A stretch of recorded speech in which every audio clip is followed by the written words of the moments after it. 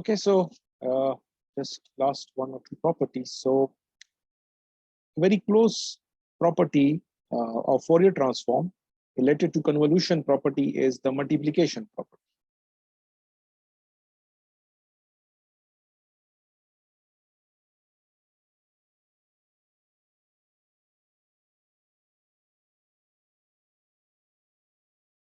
So if you have two signals, x1t with Fourier transform capital X1, another signal x2 with this Fourier transform. Now if you multiply these two together, so now x1t is multiplied with x2. So this may be called another signal x of t. So what is the Fourier transform of this signal? According to the multiplication property, the Fourier transform of this signal, which is the product of two signals or multiplication of two signals, it will be the convolution between x1 and so x1 needs to be convolved with x2. Also, there is one factor that is 1 over 2 pi. So you compare this property with convolution property. So what is the relationship that you can identify? When two signals in time domain, when they are convolved, their Fourier transform get multiplied in the omega domain. And when two signal in time domain gets multiplied, their Fourier transform become convoluted. Again, I'm not going to prove this property. So I'm going to leave this for you to prove. So prove it.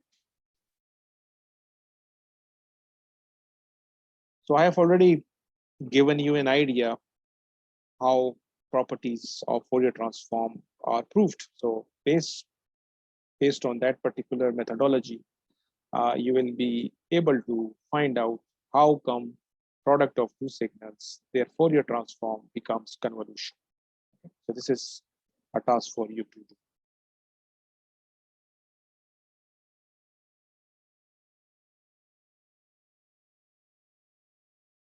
Now, one of the application of convolution property is related to LTI systems. If you remember, we can cascade two systems together.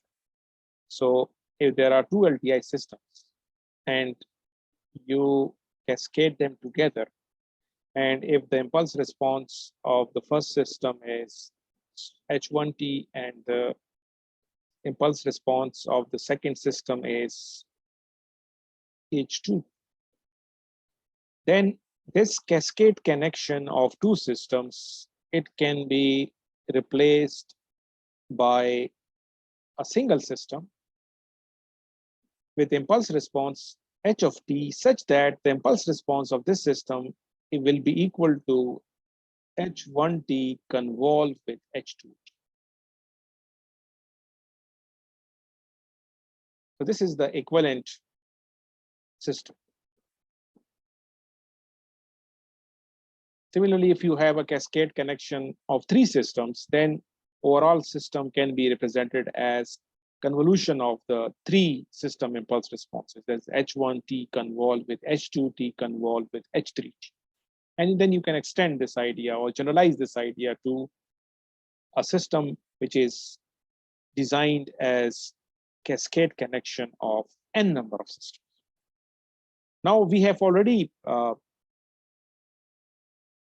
find out that this time domain representation can be converted into frequency domain representation. So this system, when you take its impulse response and take its Fourier transform, you get a function that I can call as h1, capital H. Similarly, if you take the Fourier transform of small h2, you get h2. So now this system, equivalent system, in terms of impulse response, you can represent it like this. But in terms of And if you remember, we also give a name to this particular thing. We call it frequency response of the system. So what will be the frequency response of this equivalent system? It will be simply h1 j omega multiplied with h2 j omega. Because now we know that convolution operation in time domain, it's equal to multiplication operation in the time in the omega domain. So maybe if you find it difficult to convolve two signals, then you can make use of this representation, in which rather than performing convolution, you are just making use of multiplication operation. So multiplication operation is simple enough as compared to convolution operation. So that is the advantage that we can take once we represent the system in omega domain with the help of Fourier transform.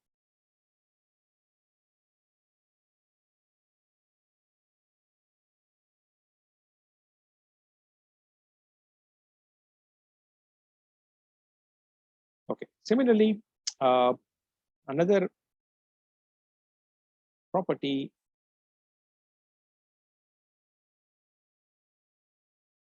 is modulation property.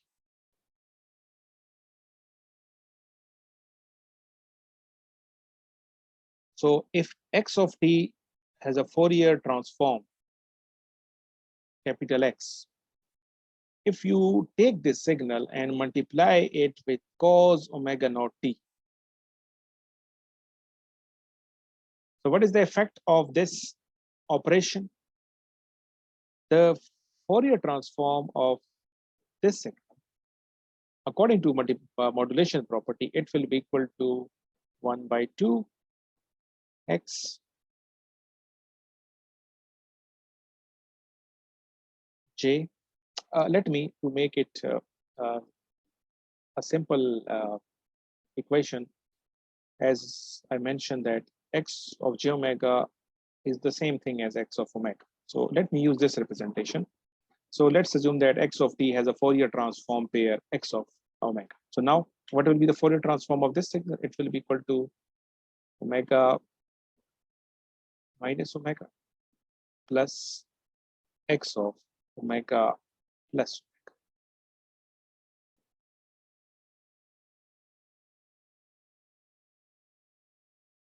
So what is actually why we are calling it modulation property? Because the original signal, which was centered at omega, so it was centered at omega equal to 0.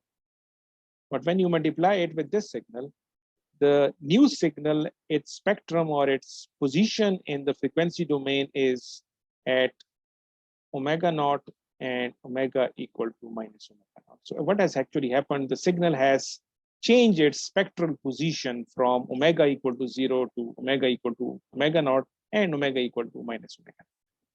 And from the course of communication system, which you people are taking already in this semester, you know that this is what we do in communication system. So you can say that this is our information signal, and when you multiply this signal, so this is actually your carrier signal. And why we multiply it with the carrier? Because this carrier shifts the spectrum of the original signal from omega equal to 0, which is some kind of a low frequency, and now you move it to omega equal to omega naught, and this omega naught is some high frequency. That is why we are calling it modulation property.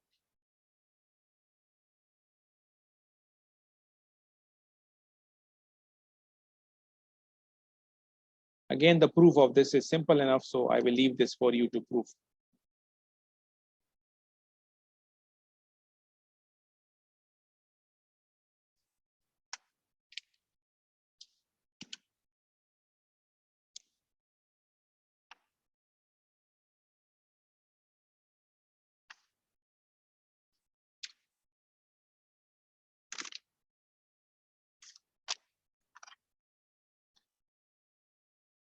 Let's find out area under x of t and area under x of omega, which is the Fourier transform of x of t. So the two equations that we have derived for Fourier transform, one is the forward Fourier transform and another is inverse Fourier transform. These two equations can also help us to relate the area of the time domain signal with the area of its Fourier transform. So the equation of forward Fourier transform is minus infinity to plus infinity x of t e power minus j omega t d of t, and equation for x of t in terms of x of omega is this one. So we already know if I want to find out area under this signal.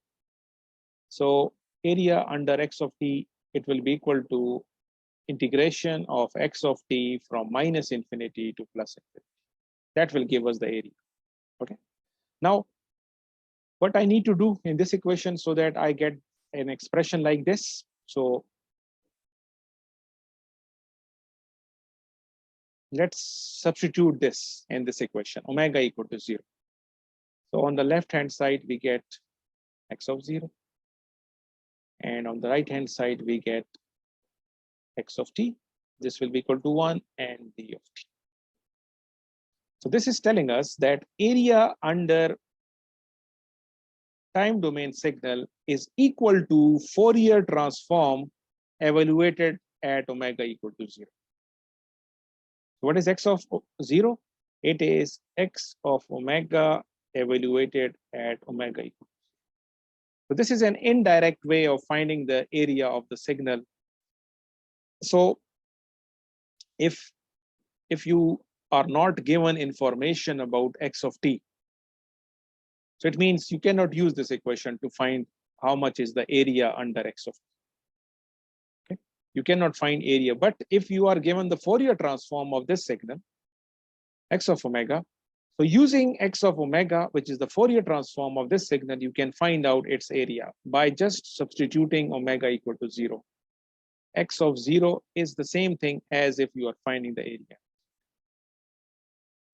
Similarly, if I want to find out area under x of omega, so mathematically what I will do, I will integrate it from minus infinity to plus infinity with respect to omega.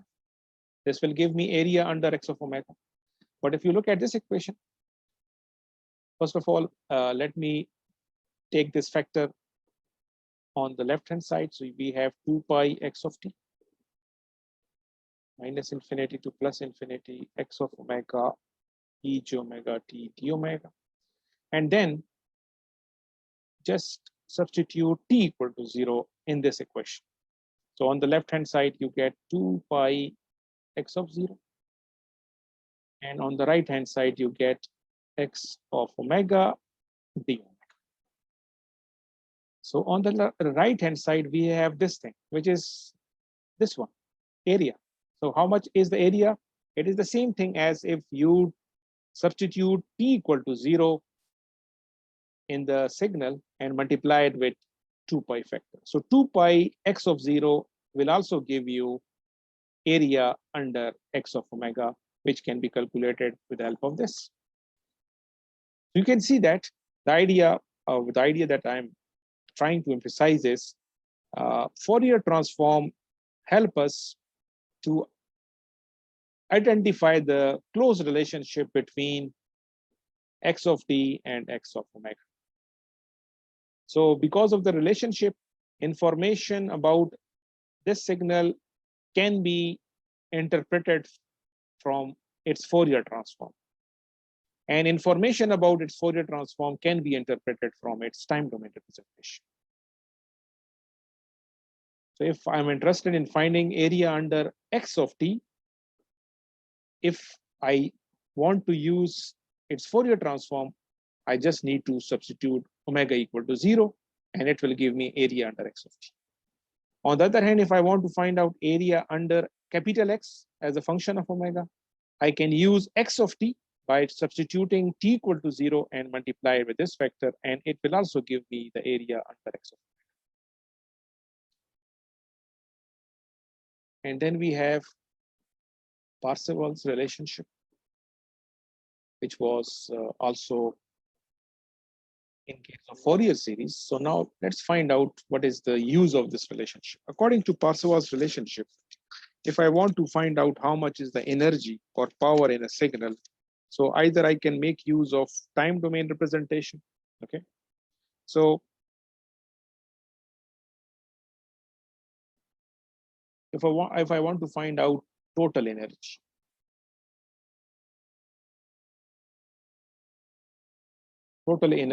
of x of t. So mathematically, I can find total energy in this signal by making use of this relationship.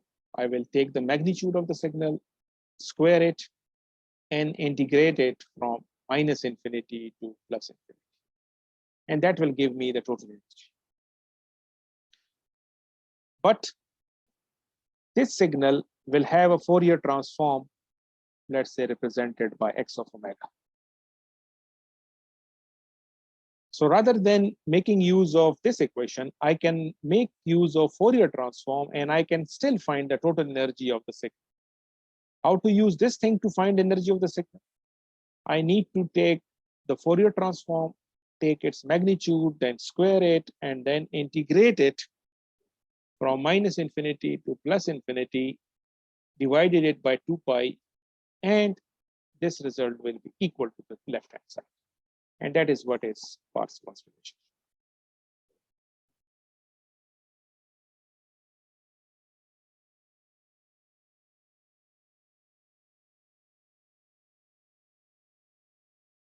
Now, how they are equal? This is a simple proof. So let's assume that we already know this thing. This is something which we know, that if there is a time domain signal and if you want to find out its total energy, you can make use of this relationship. Let's assume that we don't know the result on the right hand side. So let me use the left hand side, and at the end of this proof, we should get this result. So this signal, this equation on the left hand side, I can represent it like this. So x of t magnitude square can be represented by this: x of t, x conjugate of t.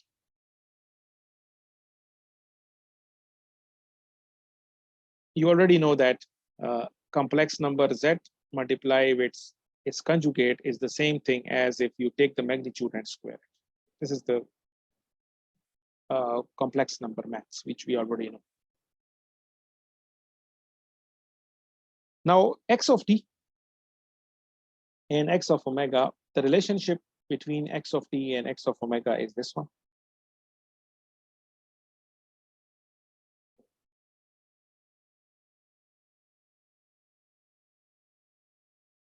This is inverse Fourier transform equation. What I'm going to do is, in place of x conjugate t, I'm going to use this equation. So this is x of t. So when you take its conjugate, you will get x conjugate, and this will become minus. So now, in place of x conjugate t, I will write down 1 over 2 pi minus infinity to plus infinity x conjugate omega e power minus j omega. Sorry, this is not d of t, this is d of omega. Okay, e power minus j omega t d of omega. And then we have this d of t. So you can see that this thing has been used for x conjugate.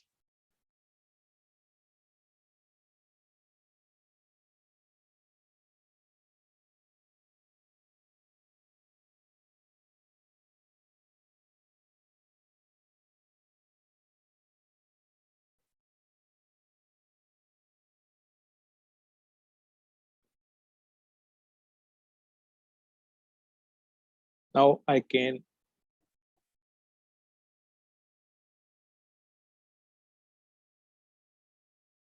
we have 1 over 2 pi, and then we have integration of x conjugate omega, and then we have minus infinity plus infinity x of t e power minus j omega t d of t, and let me write d omega over here. So I've just changed the order of the equation on the right hand side. Okay. Now this thing, this is the Fourier transform of x of t. So this whole expression is actually Fourier transform. So what is left now? We have this thing and we have this thing. So now this vector, which is the total energy in time domain, it's equal to 1 over 2 pi minus infinity x conjugate omega, and now we have x of omega and d omega. Okay. We have this factor, we have this factor, and this is d omega. But this thing, x conjugate omega multiplied with x of omega is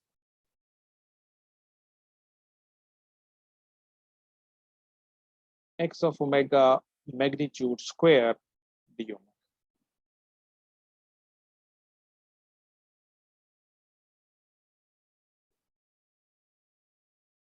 And now you can see that this is the result which I used before, that total energy is equal to this factor. Exactly.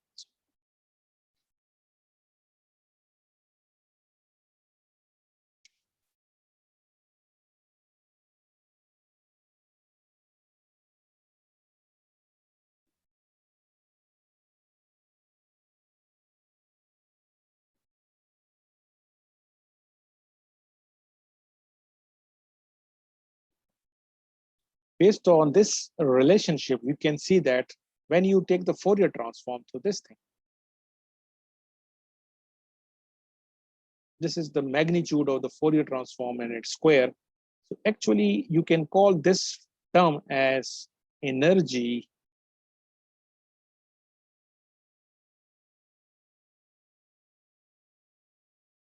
density spectrum. Energy density spectrum of signal.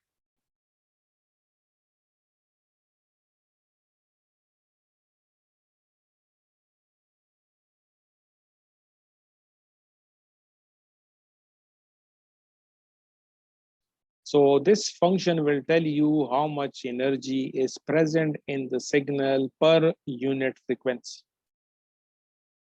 And when you integrate it with respect to omega from minus omega to plus omega, it will give you the total energy present in the signal in the domain from minus infinity to plus infinity.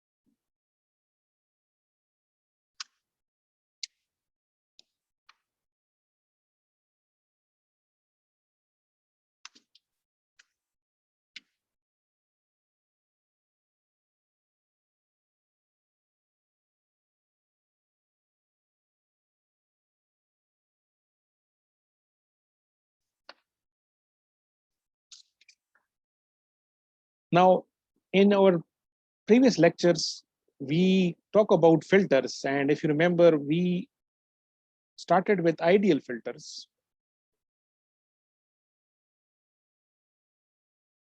And then we also talk about realizable or practical filters.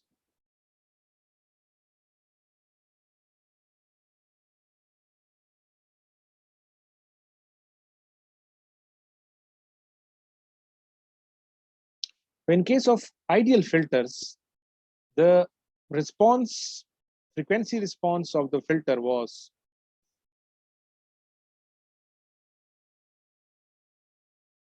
let's consider an ideal low pass filter. So the response of ideal low pass filter is like this.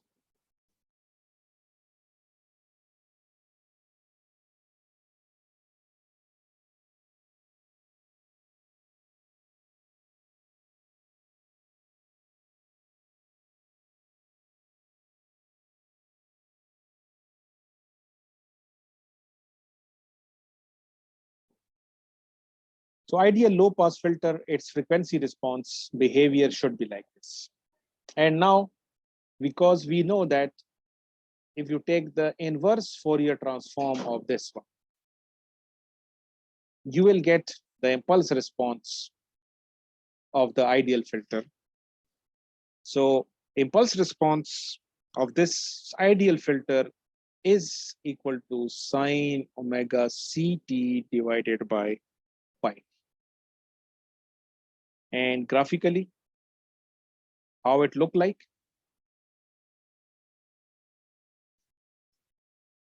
It is a sinc function, which we have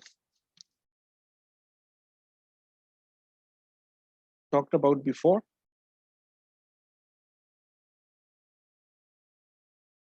So with respect to time domain, this is the behavior.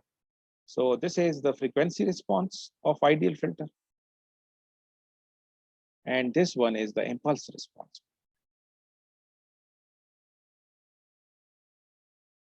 Now, this filter is desirable because it passes this range of frequencies which we want to pass, and it completely blocks any frequency which is outside of this pass band.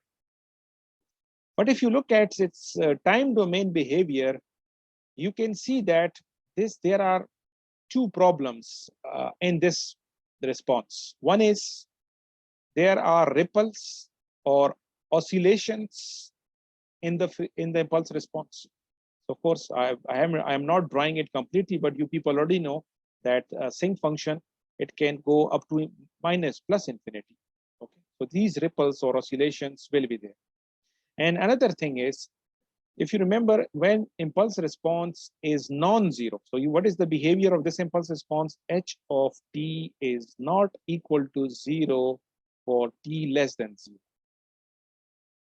What type of system is this one?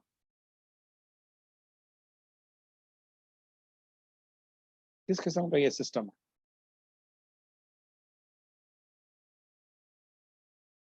Impulse response not equal to 0 for t less than 0. किस system का ये behaviour होता है?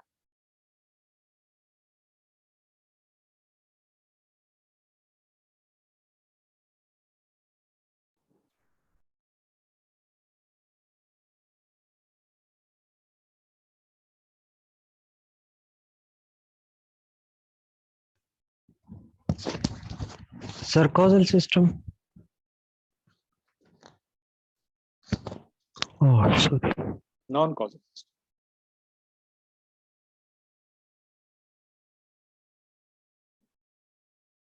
So this is another problem with the impulse response of this ideal.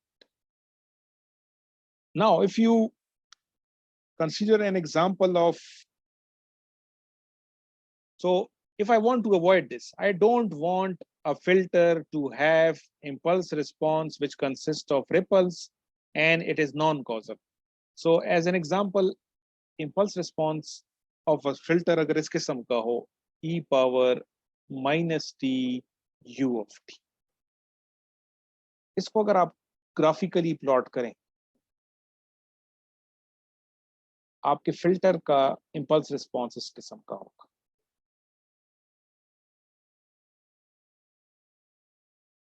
So now no oscillations and your system is causal.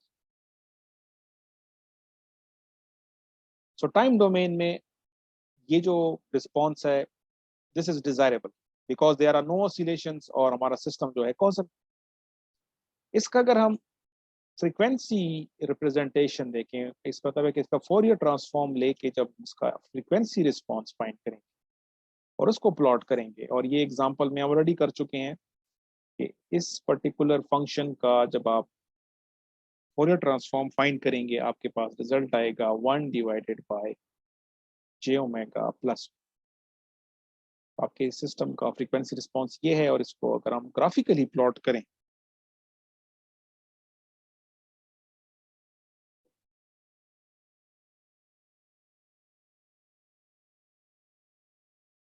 it is like this.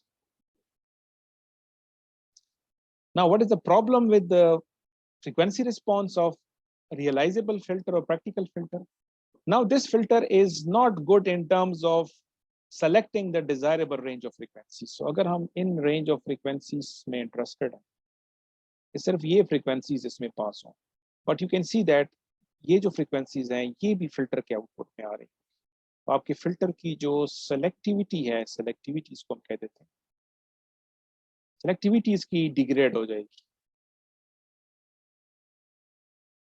इस case में, ideal के case में, हमारा फिल्टर एग्जैक्टली जिन frequencies को हम पास करना चाहते हैं उसको पास कर रहा है, और बाकी के लिए इसका फिल्टर रिस्पॉन्स 0 है.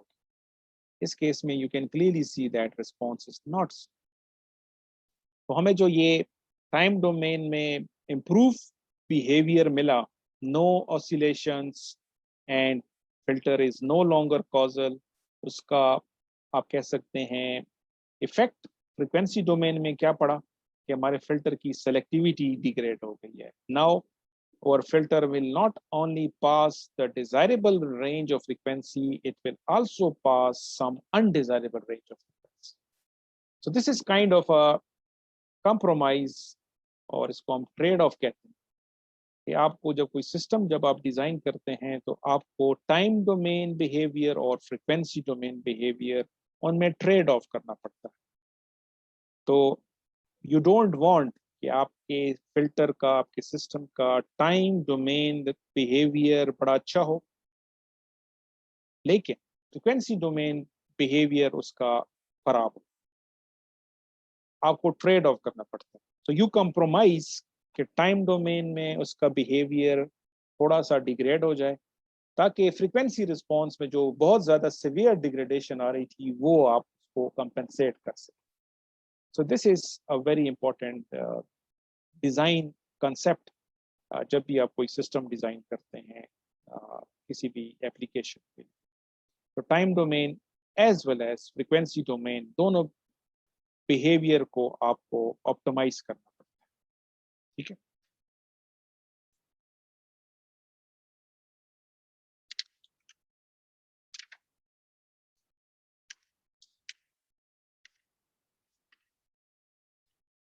Let's continue this discussion in the next session.